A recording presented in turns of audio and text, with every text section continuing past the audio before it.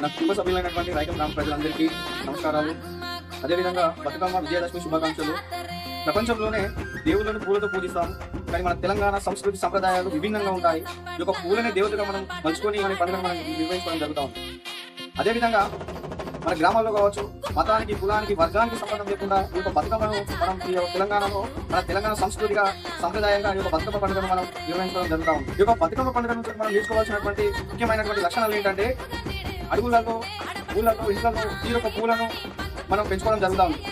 అదేవిధంగా ఈ యొక్క పూలను తీసుకొని వచ్చి ఒక చోట సమకూర్చుకొని దాన్ని ఒక బతుకమ్మగా మనం పూజించి, బతుకమ్మగా దాన్ని తయారు చేసి మన ఒక దేవతగా గౌరవాన్ని పెట్టి ఒక దేవతగా మనం పూజించడం జరుగుతాం. అదేవిధంగా గ్రామాల్లో ఉన్నటువంటి ప్రతి ఒక్క కులానికి, మతానికి, వర్గానికి సంబంధించినటువంటి వ్యక్తులు కలిసి ఐకమత్యంగా ఉంది ఈ యొక్క బతుకమ్మ పండుగను ఏ విధంగా అయితే మనం ఐకమత్యంగా జరుపుకుంటామో, అదేవిధంగా మన గ్రామంలో ఉన్నటువంటి ప్రతి ఒక్కరూ ఐకమత్యంగా ఉండి ఈ యొక్క గ్రామానికి, ఈ యొక్క తెలంగాణ జాతికి మనం ఆదేశవంతంగా ఉండాలని మనస్ఫూర్తిగా కోరుకుంటున్నాను.